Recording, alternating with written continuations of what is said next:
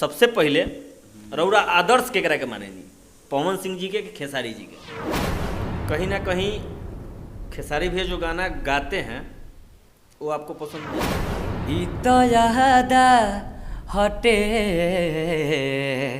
मुहावे नमस्ते, प्रणाम। बबुआ बिहार न्यूज में लोग के फिर से स्वागत बा। वो सबके बीच में लेके आयल बनी चॉकलेटी सिंगर बबुआ विकास जी, जो उनके आए दिन सुर्खियों में छाए रहतनी। तो आई मिलवा तो सब बबुआ विकास जी से। बबुआ विकास जी, बबुआ बिहारी न्यूज में रउर स्वागत बा। रौरो हमारा भी स्वागत बा। रउर बहुत ही अच्छा गाना आवता, बीच में हमनी के सुनब सब। सबसे पहले रउरा आदर्श केकरा के मानेनी, पवन सिंह जी के कि खेसारी जी के? आदर्श देखिए, आदर्श हम केहू के ना महिला, आदर्श हम अपना बाबूजी के मानिला। ठीक बा, कैसे कि उहो के गायक रहनी और हम 5 भाई बानी और 5 भाई में सिर्फ ई कला आवाज़ हमरे मिलल बा, गॉड गिफ्ट बा। केहू सिखौले नहीं के, कहीं सीखल नहीं की। हाँ, पवन भैया के गाना हम बचपन से बहुत सुनते आवतनी। पवन भैया के हमारा गायकी बहुत ज़्यादा पसंद आवेला। खेसारी भैया के एक्टिंग, कॉमेडी, व्यवहार के हीरा आदमी हैं। बहुत मतलब मिलने पे लगता ही नहीं कि किसी स्टार से मिल रहे हैं, लगता है कि बड़े भाई से मिलते हैं। मतलब हमेशा आशीर्वाद सपोर्ट करते हैं वो हमको। तो कहीं ना कहीं खेसारी भैया जो गाना गाते हैं वो आपको पसंद नहीं पड़ता? बहुत पसंद आता है उनका एक गाना, मुझे बहुत ये मतलब दिल को छू गया था ये गाना।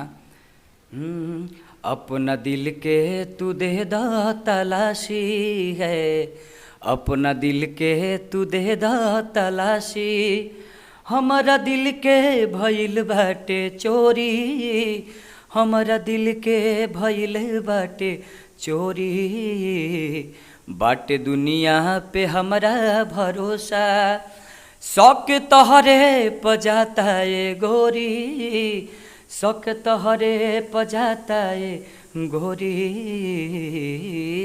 उनका गायकी भी मुझे बहुत अच्छा लगता है, मतलब उनका हर चीज़ मुझे अच्छा लगता है। जितने भी हमारे दर्शक देख रहे हैं, शक दूर हुआ।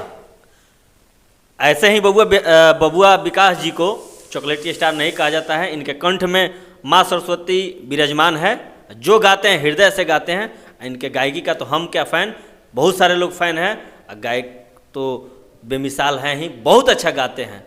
तो इनके मिजाज का भी गाना और इनके भी एल्बम का गाना सुनेंगे। तो हम चाहेंगे खेसारी भैया गाना गाएं, कोई एक दर्द भरा। माँ पे देखिए, बात बहुत अच्छा याद पड़ा है। बबुआ विकास जी माँ को बहुत ज़्यादा प्रेम करते हैं। मैंने जितना भी इनका पोस्ट देखता हूँ, लव यू माँ आता है। इसके पीछे का क्या? वो सिर्फ मेरे माँ के बारे में नहीं रहता है, वो दुनिया के जितने माताएं हैं उनके लिए ही रहता है लव यू माँ। सबके लिए, सब माताओं से मुझे प्यार है। अब हम बबुआ विकास जी से सुनते हैं एक पवन सिंह जी का सॉन्ग। अभी तो खेसारी जी का गाए हैं, अगर पवन सिंह का ना गाए तो ये तो हो नहीं सकता है, विवाद खड़ा हो जाएगा। तो हम सुनते हैं अभी पवन सिंह जी का एक प्यारा सा गाना। सोना चानिया से रूपा दम कतबा, कारी के सिया में चम चम चबकतबा। सोना चानिया से रूपा दम कतबा, कारी के सिया में चम चम चमकतबा। बारा रच के बनौले बाड़े हो, बारा दिल से बनौले बाड़े भगवान ये दादा, लागे धरती पे उतरल बचाने दादा। विकास जी का जितना बड़ाई किया जाए उतना ही कम है। पवन भैया का देखिए, पवन भैया का जोड़ी हमको विनय बिहारी जी के साथ अच्छा लगता था। मनोज मतलबी, गोविंद विद्यार्थी, जाहिद अख्तर, ये सब जितने मतलब प्यारे लाल जी हैं, श्याम देहाती जी हैं, इन लोग का मतलब लिखा हुआ गाना वो जब गाते थे, मतलब उस समय का एक मतलब यहाँ लगता था। हम ही को नहीं, किसी को भी लगता था। लेकिन आजकल नाम किसी राइटर का नहीं धरेंगे, लेकिन आजकल कुछ भी लोग लिख के दे रहे हैं, वो भी बेचारू टेंशन में गा दे रहे हैं। लेकिन हमको उनका आवाज़ से बहुत ज़्यादा प्यार है। मतलब जितना बताए, अगर देखिए गॉड गिफ्ट है, सरस्वती माँ का देन है कि कोई सिखाया नहीं, हम गाते हैं। बाबूजी का खून है मेरे अंदर कि वो भी गायक थे, हम भी गायक हुए 5 भाई में। लेकिन थोड़ा सा बहुत अगर कुछ हरकत लेना सीखे हैं तो समझिए कि पवन सिंह से। अच्छा। हाँ, कहीं ना कहीं बबुआ विकास जी खेसारी जी के ज़्यादा क्लोज हैं और हमेशा इनकी बातचीत होती रहती है। तो हम बबुआ विकास जी से जानना चाहेंगे कि आए दिन खेसारी लाल यादव जी पवन जी को अंकल कह दे रहे हैं। तो पवन जी उनके घर सोयरी करा रहे हैं, ये कहाँ तक आपके नज़र में जायज़ है? भैया हम वो लोग बड़े स्टार वाले वो लोग के बीच में हम हमारा टिप्पणी कौन करे के कोनो औकात नहीं नहीं, मैंने कहा मैं भी टिप्पणी नहीं करना चाहता। ना खेसारी भैया के लिए पवन भैया को अनाप शनाप बोल सकते हैं, ना पवन भैया के लिए खेसारी भैया को अनाप शनाप नहीं। नहीं, कहने का मतलब भोजपुरी में जो फैल रही है कि नए कलाकार को लोग, मैंने भी न्यूज़ बहुत सारा देखा है कि नए कलाकार को लोग आगे बढ़ने नहीं देना चाहता है। ये लोग चाहते हैं कि विवाद में हमेशा भोजपुरी में हम ही दोनों छाए रहें, घिरा रहे। इसके बारे में आपका क्या ख्याल है? तो कहने का मतलब जब वो दोनों सोच रहे हैं कि हम ही छाए रहे घिरा रहे, तो आप भी सोचिए, सब लोग अपना सोचे, सब लोग छा जाए। दिक्कत मतलब भोजपुरी में आए दिन ऐसे विवाद बनते रहेंगे। अब विवादे के जमाना बताई भी आ कि हम शुरू से तो अपना आज तक साफ सुथरा गाना गावते आवत रही।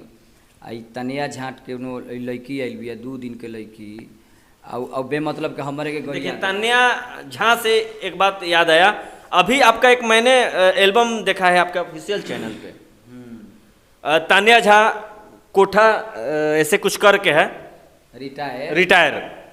तो ये जो गाना गाए हैं, एक बार पहले दर्शकों को गाना सुना दीजिए।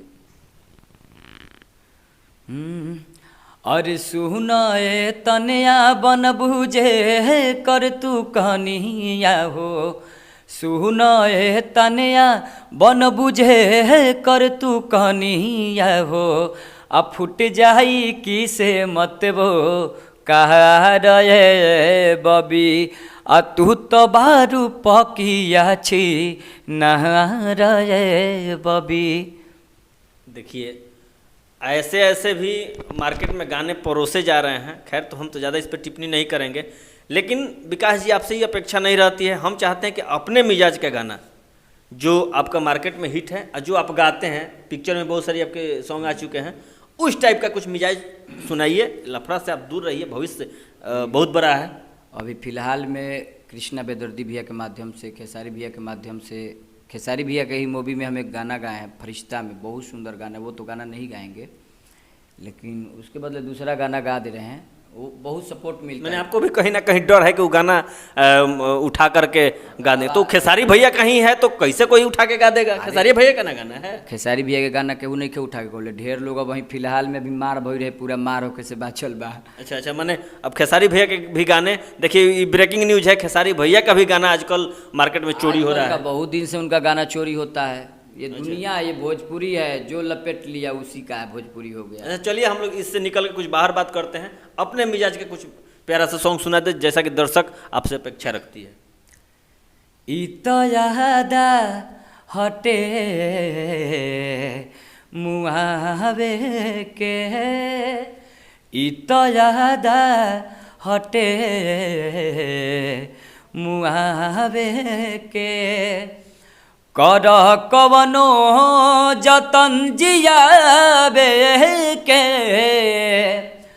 कर कवनो जतन जियाबे के, इतयादा हटे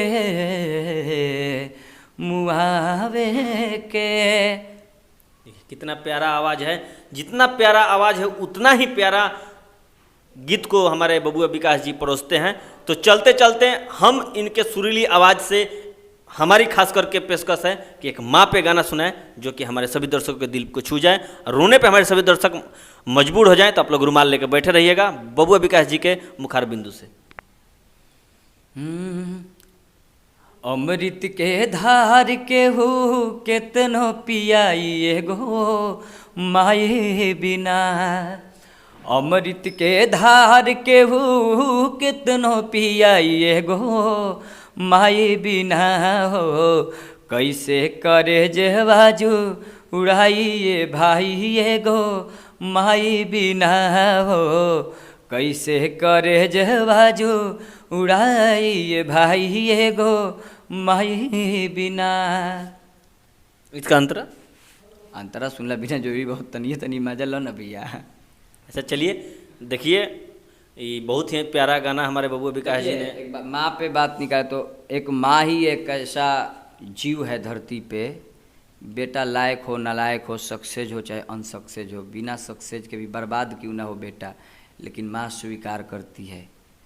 लोग बोलता है कि एक मर्द को आगे बढ़ने में एक नारी का हाथ होता है, तो वो माँ का ही हाथ होता है, पराय नारी का हाथ कभी नहीं होता है। क्योंकि देखिए, एक माँ है कि आप गिरे हुए हैं, बिना सक्सेस के हैं, कोई सफलता नहीं है, फिर भी माँ हिम्मत देती है, अच्छा से रास्ता दिखाती है, खिलाती है, पिलाती है, बोझ को झेलती है। माँ के बाद कोई भी नारी हो, सफलता होने के बाद ही एक्सेप्ट करती है, लेकिन एक माँ ही है कि असफलता के बाद भी बेटे को एक्सेप्ट करती है। तो जहाँ तक ये बोला गया है कि मर्द को सफलता के पीछे एक नारी का हाथ, तो हम दर्शक से बताना चाहते हैं कि वो नारी कोई दूसरी नारी नहीं होती है, वो माँ होती है। उसके बाद जितने भी नारी होती है सफलता के पीछे भागती हैं। देखिए कितना अच्छी बात बबुआ विकास जी ने बोला। कम उम्र में इतनी बड़ी तजुर्बा विकास जी कहीं ना कहीं दर्शाता है कि माँ के प्रति इनका प्रेम बहुत ही बेशुमार है, बहुत ही ज़्यादा है। तो हम लेते हैं इनसे अब इजाज़त विकास जी से, और मिलते हैं अगले एपिसोड में बहुत बढ़िया न्यूज़ के साथ। तब तक के लिए नमस्कार, जय हिंद।